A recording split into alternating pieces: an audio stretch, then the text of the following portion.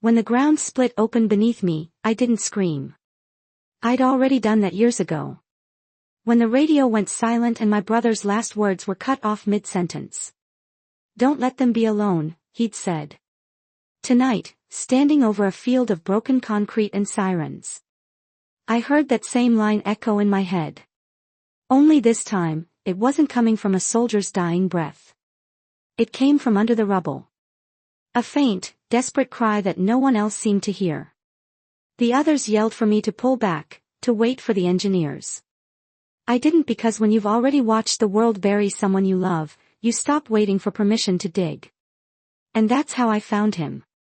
Small, trembling, covered in ash, clutching a silver chain that would one day make a 4-star general drop to his knees. My name is Maya Kincaid, and I wasn't supposed to save that child. But that single cry rewrote everything I thought I knew about duty, loss, and who truly deserves to survive. Night had swallowed San Fernando Valley, leaving behind only the aftertaste of dust and burnt wire. Sirens wailed in the distance, rising and falling like broken breaths. We'd been digging for 3 days straight. 3 days of lifting, hauling, hoping, and now the monitors were flat.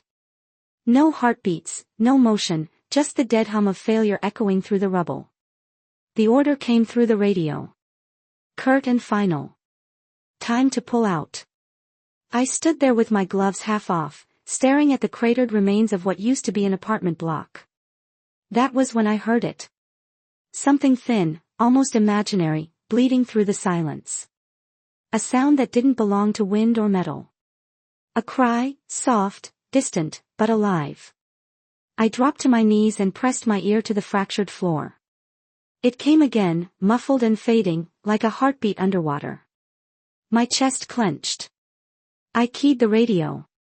"Check Sector 4 again. There's life down there." "Negative, Captain." "It's an echo." I ignored them.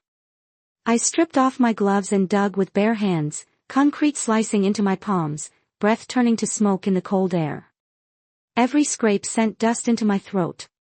But I kept going, because once you've lost someone to the dark, you recognize the sound of life trying to come back. 20 minutes later, my fingers broke through a hollow pocket. Inside was a flash of gray fabric. Flight material scorched and torn. I tore it wider and froze. A baby barely breathing, face smudged with ash, a tiny fist gripping a silver chain pressed against its chest. AF32091R. The numbers were burned into the metal like coordinates no one was meant to find. The child's eyes flickered open, glassy but searching, and for a second the entire valley felt still. Not dead, just holding its breath.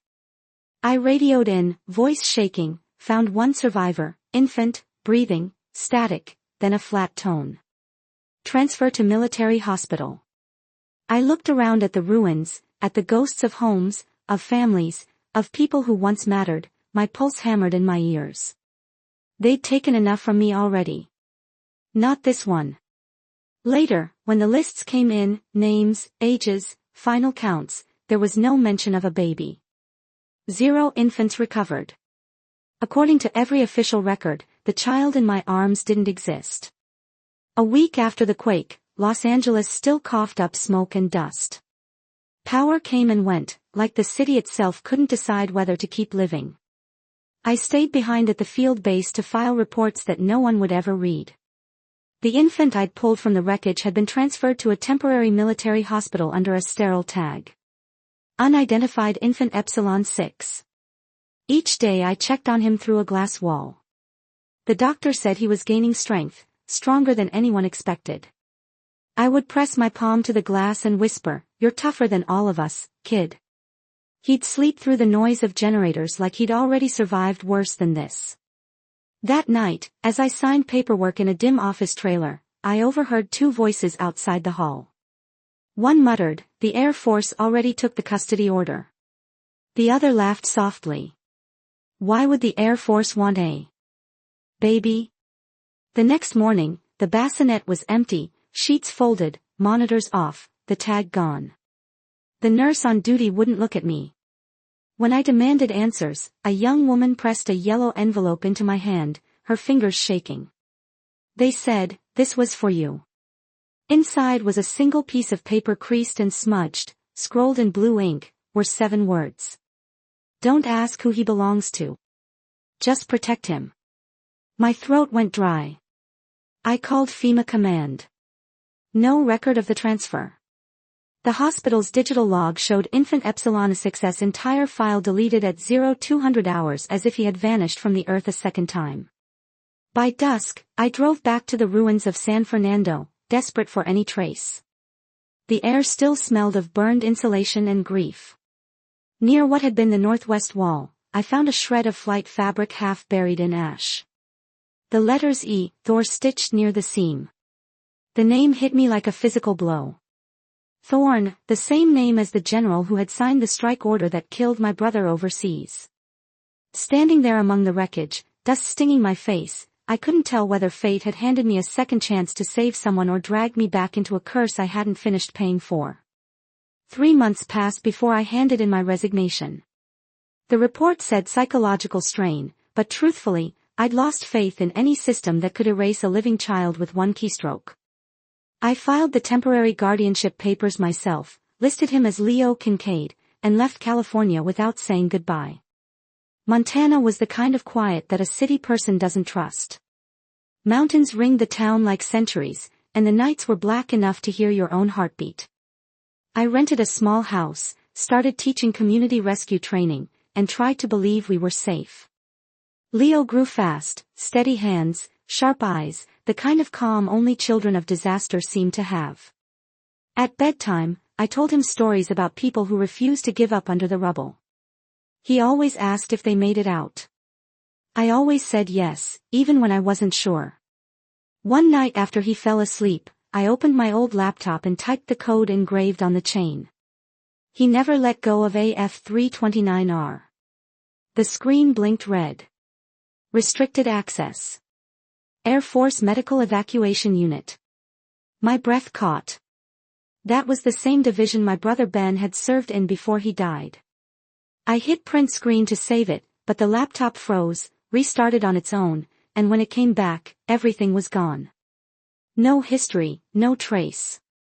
Outside the window, a pair of headlights lingered on the road too long before sliding away. The reflection of the light crawled across the wall like a warning. I picked Leo up from his bed, his head falling softly against my shoulder. His little hand still held the chain. "Who are you?" I whispered. "And why is the world so afraid you exist?" Autumn and Helena had that quiet kind of beauty that made danger feel impossible for 6 peaceful years. My world had been only Leo and the small routines that held us steady. He was 6 now, all scraped knees and paper airplanes, his silver chain flashing each time he laughed. I almost believed the past had stopped chasing us until the morning a stranger waited by the fence. He was tall, straight-backed, gray hair clipped short, jacket military cut. I knew that posture before he spoke. He introduced himself as Victor Harrigan, retired Air Force Major. He said he'd read my FEMA report from 2021 and came to return something that belonged to the boy. From his leather briefcase, he pulled a folder singed at the edges. An old Air Force record stamped classified. At the top of the page, the name hit me like a blow. Captain Eva Thorne, Flight Medic, MIA. Harrigan's eyes softened. "The necklace your boy wears," he said, "belonged to her." The world I'd built cracked. Thorne, the same name as the general whose orders killed my brother. I looked toward the schoolyard where Leo ran through the leaves, and in his laughter, I heard the sound of everything I stood to lose. Harrigan added quietly that Eva had been presumed dead with her infant son. During a classified air evacuation. The Air Force sealed the file for national security. I should stop digging. When he left, a black SUV lingered across the road, engine idling, windows tinted. That night, I opened the folder again. Tucked between brittle pages was a half-burned photograph, a young woman in a flight suit, her smile faint. The same silver chain resting against her throat. 2 weeks later, I realized safety had only been an illusion. My calls cut out mid-sentence. Emails vanished, mailbox left open. Harrigan stopped answering. I drove to the FEMA storage depot where I'd locked away the baby's belongings. Inside the burned flight jacket hidden in a seam, I found a micro SD card. On my old laptop, one file appeared. Flight 07. Black box copy. Static filled the room. Then a woman's voice emerged. Mayday. This is Captain Eva Thorne. Impact not from quake. System anomaly detected. If something happens, tell my father. The mission wasn't an accident. The words repeated, fading in and out like a warning from the grave. My hands trembled. I thought of Ben's final message. If something goes wrong, make sure someone tells the truth. Maya. I tried calling Harrigan again. No answer. The next morning, the news announced his death in a single car crash. The photo on the screen confirmed what I already knew. It wasn't an accident either. I replayed the video, pausing on the last frame. The cockpit's altimeter engraved with the words Project Catalyst. My heart dropped. The quake that destroyed a city wasn't natural. It was man-made. The woman in the recording had died trying to stop it. And the child sleeping in my house was living proof of what the military wanted to erase. Leo looked up from the floor where he was drawing airplanes. Mom, can planes cause earthquakes? Sometimes, I said, when the wrong people are flying them. He nodded and went back to coloring. Outside, headlights flashed once across the window. A camera lens glinting before disappearing into the dark. 3 months after Harrigan's death, silence wrapped around our lives like a storm waiting to break. Then came the envelope, thick paper, gold seal of the Department of Defense, an invitation to the National Emergency Response Honors in Washington, D.C. My name stood in bold, and beneath it, Guest of Honor, General Marcus Thorne. I almost tore it apart, but Leo saw it first. He asked if it was about the place where I'd found him. I didn't answer. He looked at the photo of the ruins on our mantel and said, maybe we should go. Maybe they'd remember her. He shouldn't have known that name, but somehow he did. So, we went, not for honor, but to face the ghost behind the name Thorne on the flight. I carried the black box recording in my coat pocket. My heart thudded like it had 6 years ago when I lifted him from the dust. The ballroom gleamed with medals and press cameras. I wore a black suit. The old FEMA pin at my collar. Leo sat beside me in a white shirt, the silver chain tucked beneath it. When they called my name, the lights hit. Applause roared. Then Thorne appeared. Silver hair, unreadable eyes. As I approached, Leo fidgeted and the chain slipped loose, clinking against the marble. Thorne bent to pick it up. His face drained of color. His voice cracked. Where did you get this? From the Rubble, I said, San Fernando. His breath broke. That necklace belonged to my daughter.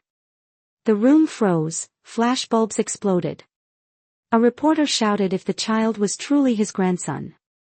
Thorne didn't answer. He just stared at Leo, eyes trembling with something that looked too human for a general. That night, the world exploded with headlines.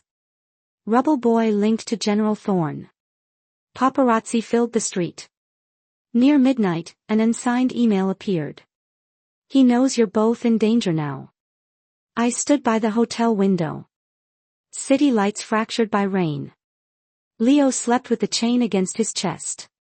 If truth was light, why did it hurt so much when it finally found us? 3 days later, the story had gone viral. The Pentagon summoned me to assist with clarification. They called it protection. When they took Leo, words dressed as mercy. Thorne sat across from me at the conference table, face carved in stone. The officials asked for the black box, I said. The one that proves Project Catalyst wasn't an accident. Silence. I played the recording. Eva Thorne's voice bled through static. If something happens, tell my father. The mission wasn't an accident. Thorne's hands shook. That voice. That's Eva, he whispered. I told him she'd tried to warn him, but they silenced her. After the meeting, I was told to leave. DC unofficial exile. When I reached the hotel, the door was broken. Laptop gone. The USB wiped. Leo gone too. Relocated for security. I drove through the storm straight to Thorne's estate. Guard stepped aside at his command. His office glowed with lamplight. A man drowning in regret. He shouted that the truth would have destroyed everything his daughter fought for. I said quietly. Maybe what destroys us isn't the truth. It's pretending we can live without it. Rain hammered the windows as I left. I wasn't afraid anymore. When they've taken everything, truth is all that's left to fight with. In the dark, I whispered, Eva, I heard you. I'll finish what you started. 2 weeks after the investigation, a message arrived from an unlisted sender. Pentagon A 900 hours, room B317. Bring nothing but the truth. I didn't need a signature to know who had sent it. The room was small, steel gray, humming with the cold. Thorne sat alone at the table. No medals, no uniform, only a tired old man hollowed out by guilt. His eyes were rimmed red, his posture heavy with something that looked like surrender. Without a word, he slid a sealed envelope toward me.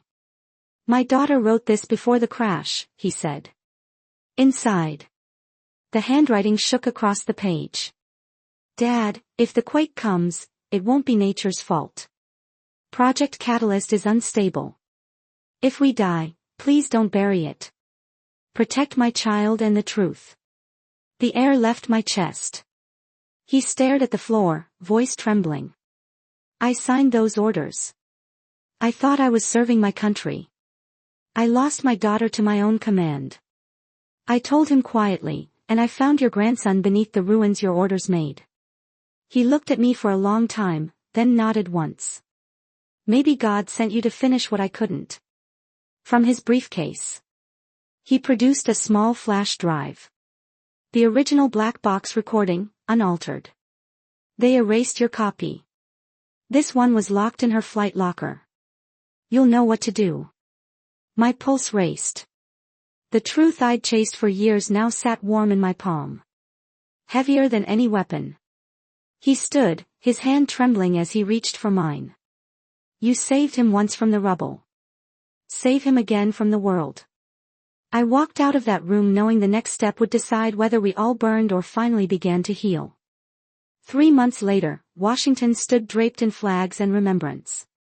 The National Memorial for the San Fernando victims filled the air with quiet reverence. Cameras lined the edges of the reflecting pool. The ceremony broadcast live across the country. I stood among the guests of honor beside Thorne between us.